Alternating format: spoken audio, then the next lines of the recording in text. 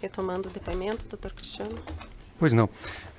Senhor presidente, eu vou apenas retomar, porque nós falamos hoje nesta audiência, acredito que por várias horas, de um sítio de Atibaia.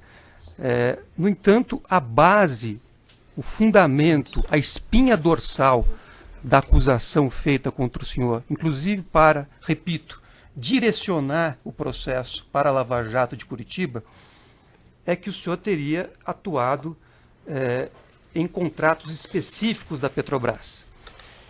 Por isso, eu vou perguntar objetivamente, o senhor teve alguma intervenção no contrato da Odebrecht com a Petrobras relativa ao consórcio Reneste-Coneste? Eu vou repetir. Nem da Odebrecht e nem do Vaticano, porque o presidente da República, sabe, não se mete nessas coisas da Petrobras. Certo. Tampouco em relação a qualquer contrato entre a OAS e a Petrobras. Qualquer contrato, mas qualquer contrato, não é entre a OAS. Eu estou dando mais importância entre o Vaticano e a Petrobras. Pois não. O presidente da República não se mete. Não é coisa de presidente da República. É coisa de uma empresa que não é uma empresa estatal, é uma empresa pública de economia mista, que tem ações na Bolsa de Nova York, agora mesmo, sabe, com a contribuição da Lava Jato, o Brasil teve que pagar bilhões de dólares para os acionistas, sabe, minoritários americanos. Isso acontece com o Brasil e com outro país pequeno. Os americanos nunca pagam o que deve para os outros.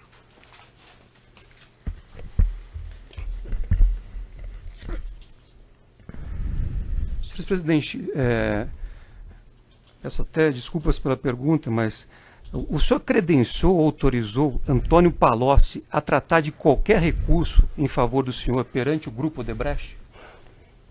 Olha, nem o Palocci e ninguém tem procuração minha para cuidar de qualquer coisa que pudesse ser do meu interesse.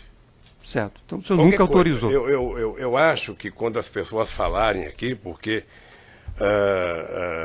eu me sinto um pouco ofendido. Eu, sinceramente, não sei mais o que fazer, a não ser esperar por Deus ou esperar que um dia esse país tenha justiça, porque eu sou vítima do maior processo de mentira que esse país já conheceu. Não acredito que tenha na história da humanidade um ser humano que é vítima de perseguição mentirosa desde 2005, sabe? E coisas que não são. Quando começou o processo do Triplex, eu lembro de um advogado muito importante do Rio de Janeiro, um dos famosos, que dizia assim para mim, o presidente Lula, você não tenha preocupação, porque não há como esse processo ir para frente. O apartamento não é seu, você não tem, sabe? Pois não só eu fui condenado, como inventaram um offshore, sabe, do Panamá, ligado ao Odebrecht para poder trazer para cá. Aí quando trouxeram para cá, descobriram que o offshore tinha comprado o apartamento da Globo e o helicóptero da Globo. Aí simplesmente desapareceu a moça, desapareceu o offshore e ficou o Lulinha aqui. É isso, então eu estou cansado. Eu não sei, sabe, até onde isso vai acontecer, porque é um processo de mentira atrás de mentira, processo de mentira atrás de mentira, processo de mentira. Vamos seguir nas sabe? perguntas, E tudo começou com o PowerPoint. Se o PowerPoint tivesse sido desmentido no ato que ele foi feito, vou dizer uma coisa para você, procurador, que eu não podia dizer. Eu, quando vi o PowerPoint, eu falei para o PT, se fosse presidente do PT, pediria para que todos os filiados do PT no Brasil inteiro, prefeito, abrisse processo contra o Ministério Público para ele provar o PowerPoint. O senhor está intimidando a acusação assim, senhor presidente. Por favor, então, vamos mudar o tom. O senhor está intimidando, o senhor está instigando e o senhor está intimidando a acusação. Eu não vou permitir. Doutor, próxima pergunta, por favor. Eu não estou intimidando. Próxima pergunta. Eu não estou intimidando. Eu só estou apenas contando um fato verídico. O senhor está estimulando os filiados ao partido a tumultuarem o processo e os trabalhos. Se isso aconteceu, o senhor será o responsável. Isso era 3 anos atrás. Se isso aconteceu, o senhor lamentavelmente não fizeram. Excelência, isso não é, na verdade... Ele está instigando os filiados ao partido a tumultuarem e intimidarem o Ministério Público, doutor. Ele falou, eu não vou permitir isso. Veja, a referência feita foi a processo judicial. Eu não acredito que a justiça seja meio para instigar o Ministério Público. Mas tumultuar a justiça, sim. aí cabe análise judicial. A justiça, ninguém falou. sim. Pois é, mas Vamos adiante, faça a pergunta. Eu só insisto no esclarecimento de Vossa Excelência da referência a processo judicial. Eu não acredito que a justiça fosse ser meio de pressão contra o Ministério Público. Isso dito pela própria justiça é grave. Eu não estou falando que a justiça vai definir, mas você tumultuar a justiça por meio de diversas ações que vocês têm que responder, que você tem que contestar, que você tem que prestar informação, sim, isso é intimidar, porque nos tira do nosso trabalho diário para ter que ficar respondendo intimações, informações e questões que não são pertinentes. Isso não é primeiro fato concreto, né, Excelência? Tá, mas ele falou que ele está instigando doutora, as pessoas prejudicadas recorrerão a quem? Tá. As pessoas prejudicadas recorrerão à justiça, o senhor já foi julgado em primeira instância, já foi julgado em segunda instância, e o seu processo está nos tribunais superiores. E o senhor vai ser julgado pelos tribunais superiores.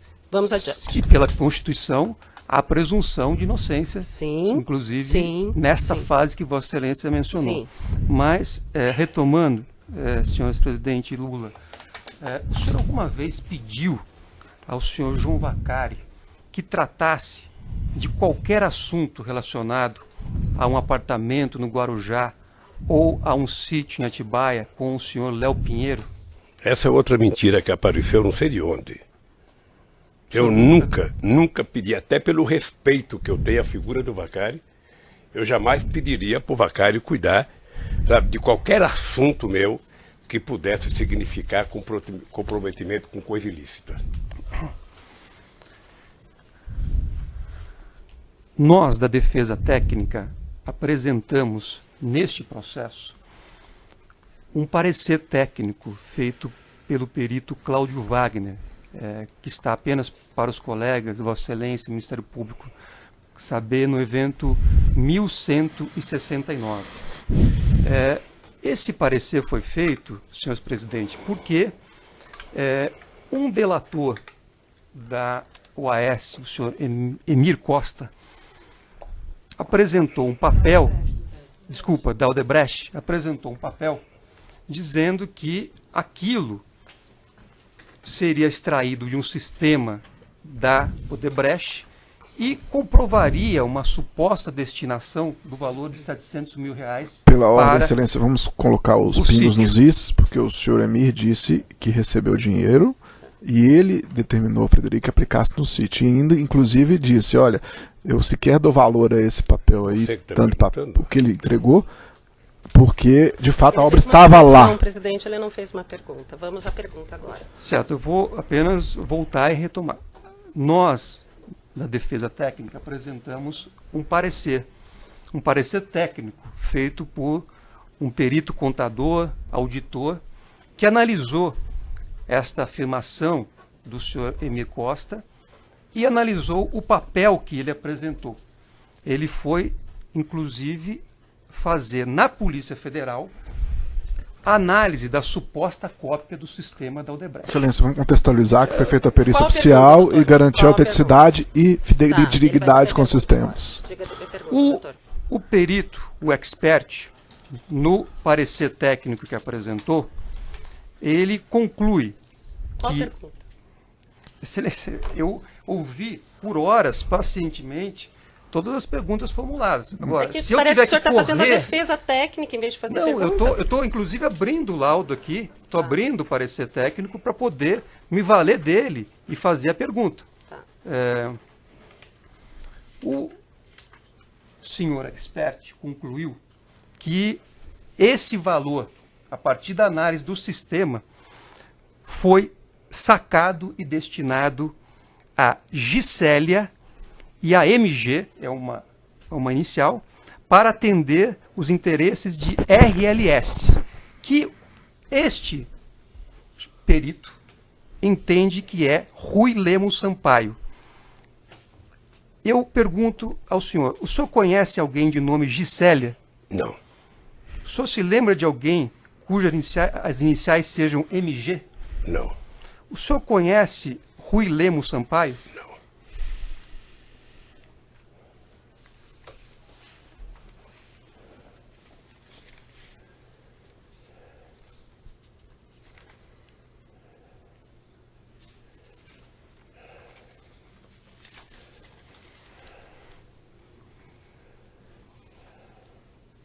Presidente, muitas perguntas foram feitas em relação a processo de nomeação, a processos que eram conduzidos objetivando encaminhamento de nomes, nomeações, etc.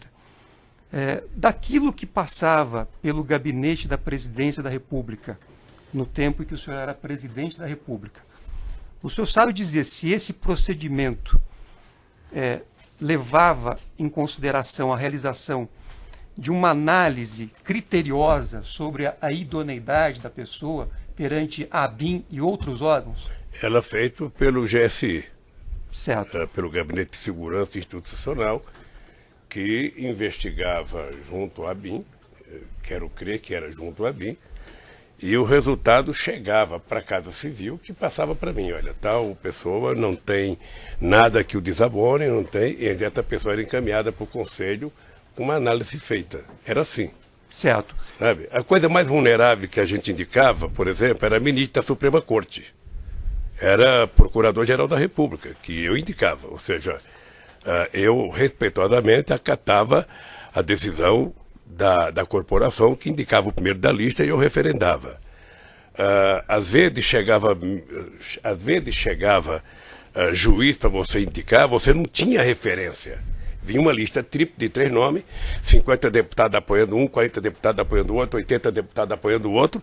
Às vezes eu tinha que mandar consultar ordem dos advogados para saber se a pessoa tinha alguma coisa para poder indicar. O ministro da Suprema Corte era a mesma coisa, tinha uma lista de nomes, você analisava os nomes, o ministro da Justiça analisava o nome, a Advocacia Geral da União analisava o nome, e a Casa Civil você conversava com pessoas influentes no meio jurídico, sobretudo com um companheiro da Suprema Corte, sabe? E essa pessoa, não tem nada que desabone, é uma pessoa competente juridicamente, a pessoa você indica para o Senado aprovar. É assim que funciona. É assim. Eu não sei por que carga d'água, sabe? No caso da Petrobras, houve essa questão de jogar suspeita sobre indicação de pessoas. É triste, mas é assim. Possivelmente por conta de que o delator principal é o CEF, que era amigo do Moro desde o caso do Banestado. É isso. Doutor, lamentavelmente é isso. Doutor, por favor. Certo. Ele não vai fazer acusações a meu colega aqui. Eu não estou acusando, eu estou constatando o fato, doutora. Não é um fato, porque o Moro não é amigo do Youssef, nunca foi. Mas manteve ele sob vigilância 8 anos. Ele não ficou sob vigilância 8 anos e é melhor o senhor parar com isso. Presidente, alguma vez o senhor recebeu do GSI qualquer apontamento questionando a idoneidade de Paulo Roberto Costa, Renato Duque ou Nestor Severo? Nunca. Nunca. Não. Se houvesse qualquer questionamento, não seria indicado. Certo. Enquanto o senhor estava exercendo o cargo de presidente da República, o senhor, na verdade, já estava criada, mas o senhor implementou a CGU, a Controladoria Geral da União. Correto? Correto. E o ex-ministro Jorge Arge, inclusive, prestou depoimento numa ação penal anterior, que foi aproveitada nessa ação penal. O senhor nomeou o doutor Arge, deu para ele plena liberdade para que ele pudesse fiscalizar e agir como ministro nos interesses do governo e da transparência, todas as atividades inerentes àquele ministério? Toda. A controladoria passou na gestão do companheiro Jorge Arge a montar departamento da controladoria para cada ministério. Ou seja, nada era feito do ministério se não passasse pelo aval da Controladoria Geral da República. Certo. E era uma coisa importante porque dava segurança para a gente. Grande parte das coisas que saía na imprensa era coisa levantada pela Controladoria, que levantava suspeita, que levantava denúncia e obrigava com que o governo fosse investigar. Certo. Foi um momento muito forte e só pegar a imprensa que nós vamos notar a quantidade de elogios, sabe, que a Controladoria da República recebeu. E a eficácia do governo no combate à corrupção, inclusive grande parte da legislação existente no Brasil hoje, sabe, de delação premiada, de COAF, tudo foi fortalecido no nosso governo, sob a orientação do Valdir Pires, do Jorge Age, que era juiz na Bahia, do Tarso Genro, do Márcio Tomás Bastos, ou seja, e eu tenho orgulho disso. Certo. Quando o senhor nomeou nomes como Jorge Age para a CGU, assim como diversos outros para o seu governo, o senhor tinha uma diretriz voltada ao combate da criminalidade, particularmente o combate à corrupção? É só notar que as coisas mais importantes foram aprovadas nos anos de governo do PT. É só notar a preocupação que tanto eu quanto a Dilma tinha no combate à corrupção. Porque corrupção tem dois jeitos de você combater. Um é você não combater. Você colocar um carpete grande dentro da sala e tudo que acontecer você levanta e vai jogando embaixo. O outro é você escancarar contra quem quer que seja. Nós criamos, inclusive, uma lei, sabe, que permite que a imprensa tenha acesso até o papel higiênico que é utilizado a lei da acesso à informação. Acesso à informação, até o papel higiênico utilizado no Palácio da Alvorada, a imprensa se dá o luxo de perguntar e a gente responder. Porque não tem o que esconder, o país não é de quem governa, o país é do povo brasileiro. Então, nós escancaramos esse país. Eu fico feliz com a apuração da corrupção. O que me incomoda é a conexão política que se faz com isso. De todos esses órgãos que o senhor criou, voltados ao combate à criminalidade, voltados à transparência, voltados ao combate à corrupção, algum deles detectou e informou o senhor qualquer problema na Petrobras envolvendo corrupção de diretores? Nunca. Veja, para mim, o que é importante é que na indicação dos diretores, ou seja, eu nunca veja, o sindicato dos petroleiros é muito atuante. A Petrobras tem 500 grupos de funcionamento lá dentro, sabe? A Petrobras é uma empresa acompanhada pela imprensa. Eu estranho que nunca alguém tenha feito uma denúncia mínima de suspeição sobre qualquer pessoa. Nunca. Então, quando você fica sabendo, sabe, você fica primeiro, sabe, boca aberta de saber que tinha gente assim lá dentro. E segundo, você fica boca aberta de saber que as pessoas conseguiram passar pelo sigilo da Polícia Federal, do Ministério Público, da Veja, da Globo, ou seja, e quando eu falo do juiz Moro, eu não quero ofender, eu só quero dizer que o Moro, ele já tinha tido um processo de investigação em cima do CEF, e o CEF, pelo que eu sei pela imprensa, passou muito tempo sendo investigado. Não 8 anos. Eu não sei quanto tempo, mas... Certo, mas apenas para concluir... Não monitorado 8 anos. Apenas para concluir, monitorado, presidente... A palavra é monitorado. Você falou monitorado. Então a palavra é monitorado. Mas ele não foi monitorado. Eu não sei, querida. Apenas para concluir, presidente, quer dizer, o senhor nunca, no período que exerceu a presidência da República, o senhor nunca teve conhecimento, nenhum órgão levou o senhor, absolutamente nenhuma informação, nenhuma situação que tenha sido detectada em relação à Petrobras que pudesse sugerir a prática de corrupção. Não.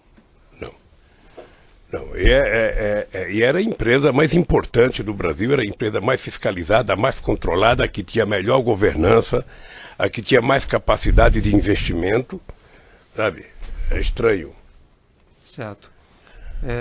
Eu não tenho mais perguntas, Excelência. O senhor tem alguma questão do processo que queira falar ainda?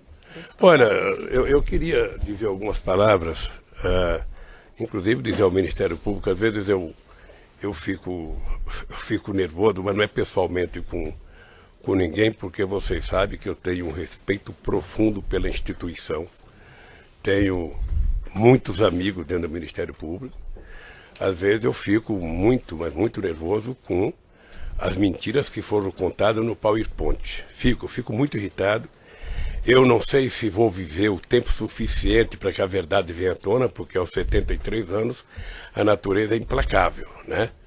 A natureza, ela vai conduzindo a gente, mas eu peço a Deus, sabe, que em algum momento a história desse país possa colocar a verdade do que aconteceu, sabe, na Lava Jato, que poderia ser uma coisa feita corretamente para apurar corrupção, ladrão, prender, ela teve um descaminho no meu caso. Estou dizendo no meu caso, sabe? Então que eu espero que um dia a gente possa provar isso, sabe? Eu não tenho um processo que deveria estar aqui. Eu pensei que eu estava aqui por causa do sítio, já não estou mais. O sítio não é meu, eu estou aqui por causa de uma reforma do sítio que não é meu. Eu não podia estar aqui por causa do apartamento no Guarujá, mas eu inventaram um offshore no Panamá e me colocaram aqui, tiraram a Petrobras e eu fiquei. E aí por diante, ou seja, havia uma obsessão. Eu me considero, sabe, como procurador, um troféu. Eu era um troféu que a Lava Jato precisava entregar. Não sei por que não gostam de mim, mas era um troféu que precisava entregar. Ou seja, eu via pela imprensa, vários jornalistas, se não entregar o Lula não vale, se não prender o Lula não vale, se o Lula não for preso não vale, eles vão ter que aprender o Lula. A ponto que eu disse ao juiz Moura aqui, quando eu vim, falei, juiz, eu lamento dizer que pelo que aconteceu até agora, por tudo que já foi feito, o senhor não terá, sabe, outra alternativa se não me condenar. Sabe, porque eu tinha certeza, ele não tinha como, sabe, sobretudo com a Globo, com uma espada na cabeça de todo mundo, amedrontando a sociedade brasileira. Então isso me deixa constrangido, e eu quero dizer que o meu esforço agora é tentar desmentir as mentiras contadas a meu respeito. Não é nem provar a minha inocência porque eu sou inocente, porque depois, doutora, de eu ser investigado, de quebrar meu sigilo telefônico, meu sigilo bancário, de invadir a minha casa, de levantar o colchão, de abrir o meu fogão, de abrir minha televisão, de visitar a casa do meu filho, não apresentaram um centavo de real na minha vida, nem na minha conta, e depois de inventar, não, mas o dinheiro era na conta do fulano, não é conta de fulano, fulano tinha uma conta... Especificamente sobre o objeto dessa denúncia, realmente, o senhor tem alguma coisa? É sobre isso, excelência, as considerações estão sendo eu me sinto vítima, eu me sinto vítima do processo do Triplec, me sinto vítima do processo do sítio, me sinto vítima, sabe, do terreno do Instituto. É outro absurdo, eu nunca fui lá, eu fui uma vez para dizer, nós não queremos comprar. E já sei que está aí, eu estou indiciado, sabe? Então, realmente, olha, o meu esforço agora é não perder a tranquilidade e pedir a Deus que nesse país se faça justiça. Porque até agora, sabe? Então, encerrado, agradeço a todos a paciência.